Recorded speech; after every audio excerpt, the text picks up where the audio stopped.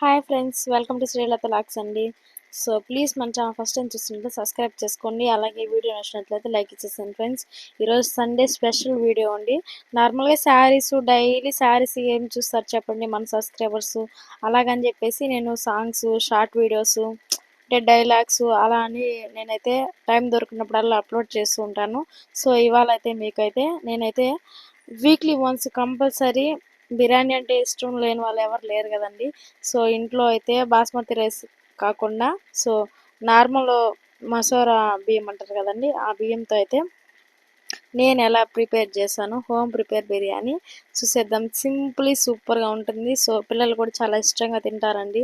So నేనైతే marriage అయిన తర్వాతే నేర్చుకున్నాను అనమాట. అది జస్ట్ చూసి మాత్రమే నేర్చుకున్నాను. సో చూసేద్దాం. First of all pan stove వెలిగించుకొని హీట్ ఎక్కిన తర్వాత ఆయిల్ వేసుకున్నాను. సో అలాగే గీ కూడా వేసుకోవాలండి. నెయ్యి అనమాట. గీ అంటే చాలామంది తెలియదు కదా, అందుకే చెప్తున్నాను. సో వేసిన తర్వాత ఈ విధంగా దాల్చిన చెక్క, మరాఠీ మొగ్గ, పట్టా లవంగము, అలాగే బిర్యానీ ఆకు, తగినంత కొంచెం గరం మసాలా. గరం మసాలా అంటే గసగసాలు అంటారండి మా సైడు. సో అవన్నీ వేసుకున్న తర్వాత కొంచెం దోరలుగా వేగిన తర్వాత పచ్చిమిర్చి కొంచెం కట్ చేసుకొని ఒక 3 కానీ 4 కానీ, అంటే మనం వేసే రైస్ని బట్టి కొంచెం కారం తగ్గించుకొని, అంటే మన ఇంట్లో వాళ్ళు ఎలా తింటారో దాన్ని బట్టి అయితే వేసుకోవచ్చు. సో ఆనియన్స్ అయితే సన్నగా కట్ చేసుకొని ఈ విధంగా ఆనియన్స్ అయితే ఫ్రై చేసుకుంటున్నాను.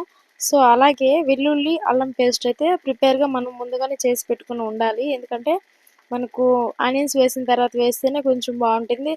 ముందుగానే వేసామంటే కొంచెం అంటే బ్రౌన్ కలర్లో మారిపోతుంది అనమాట, కొంచెం మాడిపోతుందని.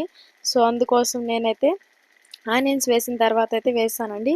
సో దాని తర్వాత వచ్చేసి టమోటా, అలాగే ఆనియన్ సన్నగా కట్ చేసుకున్నాను. సో హాఫ్ కిలో బియ్యం అయితే, అంటే మనం ఎంత బియ్యం వేసుకున్నాం దాన్ని బట్టి అయితే మనం టమోటా, ఎర్రగడ్డ అవన్నీ కూడా కట్ చేసి పెట్టుకోవాలన్నమాట.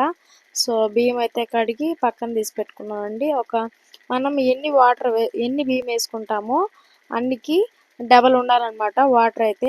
ఇప్పుడు 3 గ్లాసెస్ అనుకోండి, 6 గ్లాస్ వాటర్ అయితే వేసుకోవాలి. సో చాలా వరకు తెలిసి ఉంటుంది చాలామందికి. నేను కొత్తగా చెప్పేది ఏమీ లేదు. సో కానీ చెప్పాలని చెప్పేసి చెప్తున్నాను అనమాట. సో అంతే. నెక్స్ట్ వచ్చేసి కర్డ్ కూడా వేసుకుంటాను.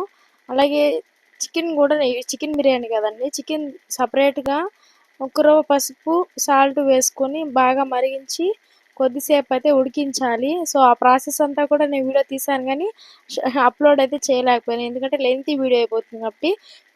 సో కొంచెం కొంచెంగా షార్ట్ చేసి వీడియోని అయితే అప్లోడ్ చేస్తున్నాను.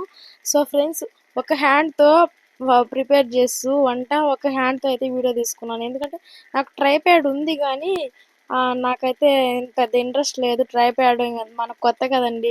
కుకింగ్ వీడియోస్ అన్నీ కూడా నేను చేయను. మీరు ప్రీవియస్ వీడియోస్లో కూడా చెక్ చేసుకుంటే. సో ఫస్ట్ టైం కాబట్టి నేనైతే ఒక హ్యాండ్తో వీడియో తీసుకున్నాను, ఒక హ్యాండ్తో అయితే ప్రిపేర్ చేసుకున్నాను. నిజమండి ఇది. అంటే మనకు వీడియో తీసే వాళ్ళు ఎవరు ఉండరనమాట. నేనే వీడియో తీసుకుంటాను, నేనే ఎడిటింగ్ చేసుకుంటాను, నేనే అప్లోడ్ చేసుకుంటాను.